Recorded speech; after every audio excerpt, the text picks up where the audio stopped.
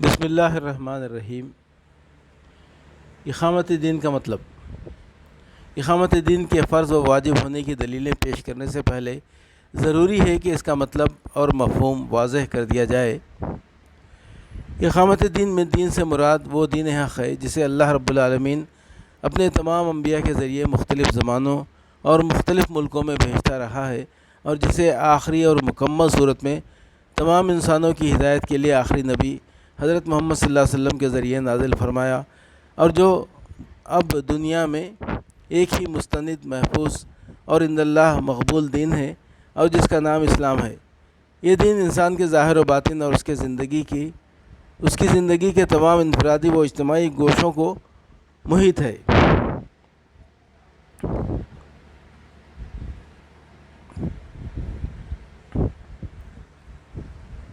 عقائد، عبادات اور اخلاق سے لے کر معیشت، معاشرت اور سیاست تک انسانی زندگی کا کوئی ایک شعبہ بھی ایسا نہیں ہے جو اس کے دائرے سے خارج ہو۔ یہ دین جس طرح رضا الہی اور فلاح آخرت کا ضامن ہے، اسی طرح دنیاوی مسائل کے موضوع حل کے لیے بہترین نظام زندگی بھی ہے۔ انفرادی و اجتماعی زندگی کی صالح اور ترقی پذیر تعمیر صرف اسی کے قیام سے ممکن ہے۔ اس دین کی اقامت کا مطلب یہ ہے کہ کسی تفریق و تقسیم کے بغیر اس پورے دین کی مخلصانہ پیروی کی جائے اور ہر طرح سے یکسو ہو کر کی جائے، اور انسانی زندگی کے انفرادی و اجتماعی تمام گوشوں میں اس طرح جاری و نافذ کیا جائے کہ فرد کا ارتقاء، معاشرے کی تعمیر اور ریاست کی تشکیل سب کچھ اسی دین کے مطابق ہو۔ دستور جماعت اسلامی ہند کی اس عبارت میں دین اور اقامت دین کا جو مفہوم بیان کیا گیا ہے، اس کا حاصل یہ ہے کہ دین اسلام کو اس کے تمام احکام و قوانین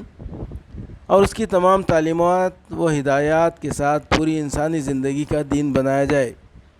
زندگی کو چند شعبوں اور چند خانوں میں تقسیم کر کے بعض میں اسلام کی پیروی کرنا اور بعض میں غیر اسلام کی پیروی کرنا قطعاً غلط ہے۔ جس طرح مسجد میں اسلام کے احکام پر عمل کرنا ضروری ہے، اسی طرح بازار میں، اسمبلی میں اور پارلیمنٹ میں بھی اس کے قوانین پر عمل کرنا ضروری ہے۔ پارلیمنٹ میں بیٹھ کر اسلام کے خلاف قانون بنانا یا اپنے جی سے گھڑے ہوئے احکام صادر کرنا اللہ سے بغاوت کرنا ہے، جو اس پوری کائنات کا تنہا بادشاہ اور برحق حکمراں ہے، اور جب تک یہ بغاوت ختم اور اللہ کا کلمہ بلند نہ ہو، اقامت دین کی تکمیل نہیں ہو سکتی۔ اقامت دین کا مثالی نمونہ۔ اس دین کی اقامت کا مثالی اور بہترین نمونہ وہ ہے جسے حضرت محمد صلی اللہ علیہ وسلم اور خلفائے راشدین رضوان اللہ تعالیٰ علیہم اجمعین نے قائم فرمایا۔ اس مثالی نمونے کے لیے خلافت راشدہ،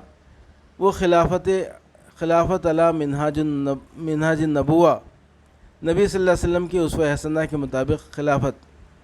حکومت الہیہ اور اسلامی حکومت کی اصطلاحیں استعمال کی جاتی ہیں۔ نبی صلی اللہ علیہ وسلم اور خلفائے راشدین نے جو حکومت قائم کی تھی، اس میں بغیر کسی تفریق و تقسیم کے پورے دین اسلام کی مخلصانہ پیروی کی جاتی تھی، اور انفرادی و اجتماعی زندگی کے تمام گوشوں میں اسے اس طرح جاری و نافذ کر دیا گیا تھا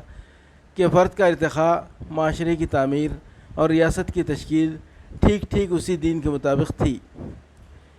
اس مملکت میں جا کر ہر شخص اپنی کھلی آنکھوں سے یہ دیکھ سکتا تھا کہ اسلامی حکومت اور قرآنی معاشرہ کیسا ہوتا ہے اور اقامت دین کا مفہوم کیا ہے۔ جس طرح ایک کھڑے ہوئے شخص کے قد و قامت، جسمانی ساخت، رنگ و روپ اور چہرے مہرے کو پہچاننے کے لیے 2 آنکھیں کافی ہیں، اسی طرح اقامت دین کا صحیح مفہوم جاننے کے لیے عہد رسالت و عہد خلافت راشدہ کا مثالی نمونہ کافی ہے، جس کی بلند قامتی اور اس کے تمام رنگ و روپ تاریخ کے صفحات نے محفوظ کر لیے ہیں۔ یہ مثالی نمونہ صرف نمونہ ہی نہیں ہے، یہ فریضہ اقامت دین کی ایک روشن دلیل بھی ہے۔